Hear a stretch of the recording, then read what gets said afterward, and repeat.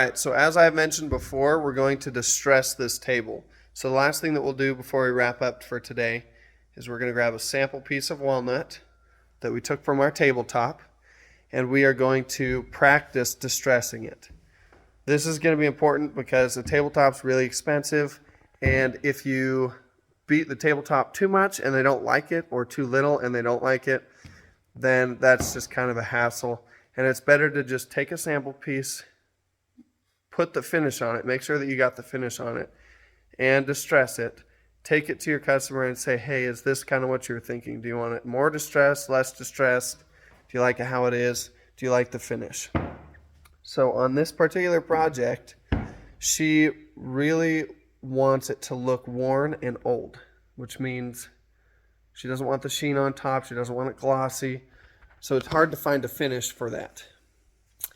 And if you use a wax finish, which I prefer to use on tables, something like Rubio Monocoat, that works the best in my opinion. But that definitely has a thick sheen on top, and it's expensive. So the other option you could do is lacquer. But the problem with lacquer is you notice the sheen. It does protect pretty well, but you notice the sheen on the table for sure. And then there's oils, but oils won't prevent stains, like deep stains, things like grape juice, red wine, yellow pepper juice, things that will stain pretty easily.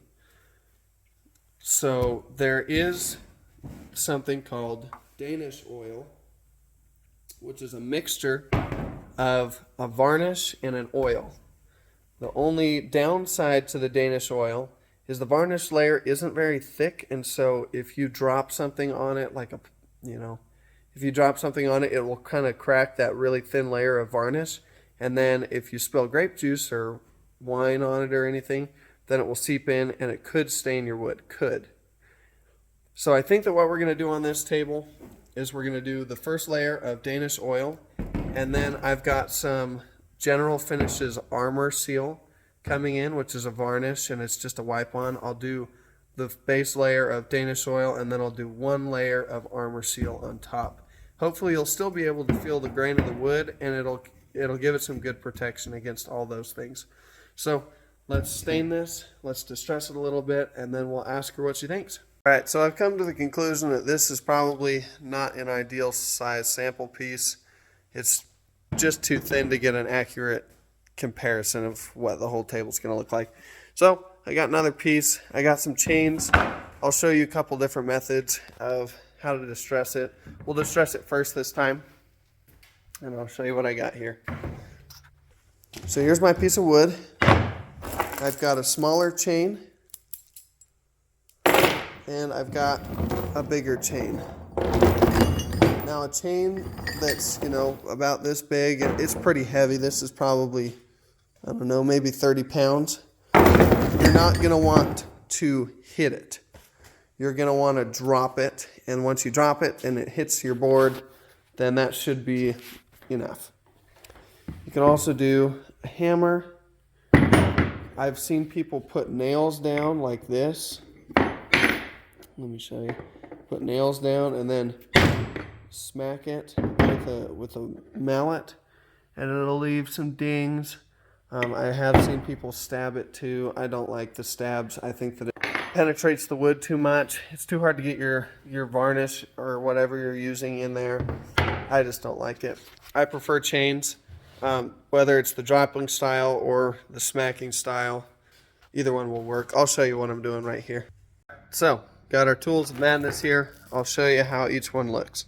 First one is this little chain. What I'm going to do is I'm just going to smack it a couple of times. You can see it's forming all these little dings in it.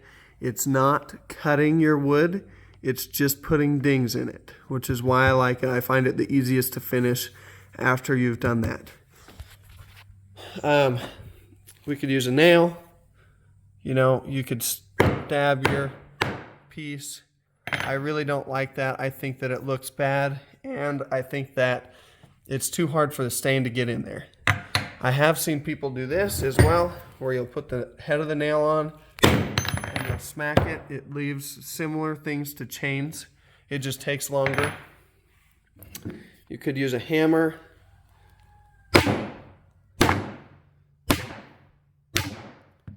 And you could see that, but on this hammer, I wouldn't use something like this where it has a grid pattern or a texture on the back. I would use something that just has a flat surface. Remember not to hit it too hard, and remember to have something all along your piece to be a backstop. Last method is to take big chains, and what you're going to do is hold them up, and you're just going to drop them. Now you can see that that didn't do too much, so we'll hold it up higher, stand on this, and then just drop it. Hold it up, drop it.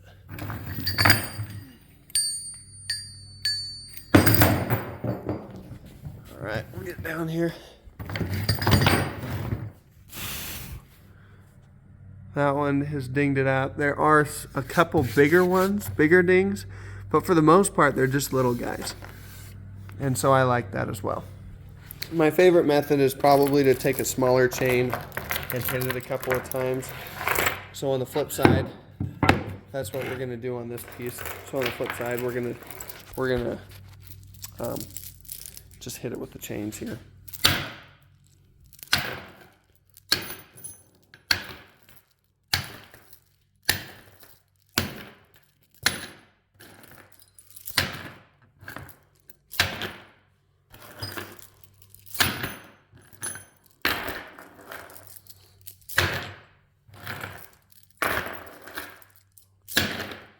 Make sure that you come along and you get the edges of your piece, because nothing's ever going to be how it is.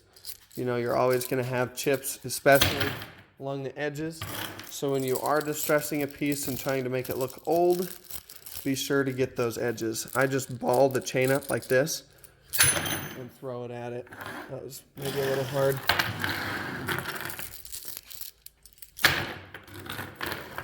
And then I think that this is done pretty adequately. We'll see on here, we've got some definite wear and tear. Doesn't look new. Along the edges, I wouldn't mind taking a thick nail or a hammer and just, you know, every so often just hitting it. Different sides, sometimes hit it with the tip of the nail.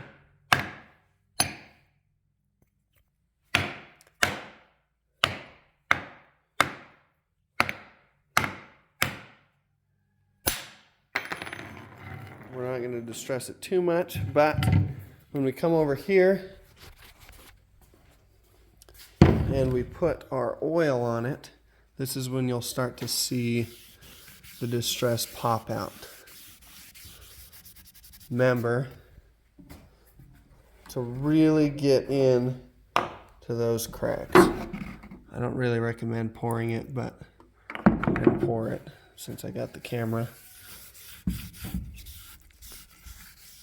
And we can see the distress.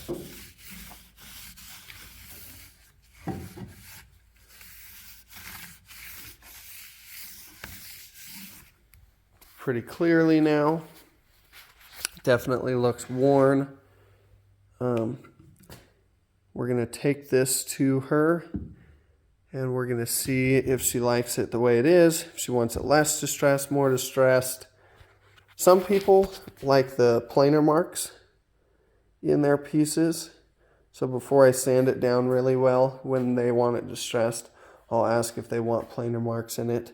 And if they don't know, it's important to have one side of your piece that has planer marks. But yeah, once it dries and cures, it does not have a sheen.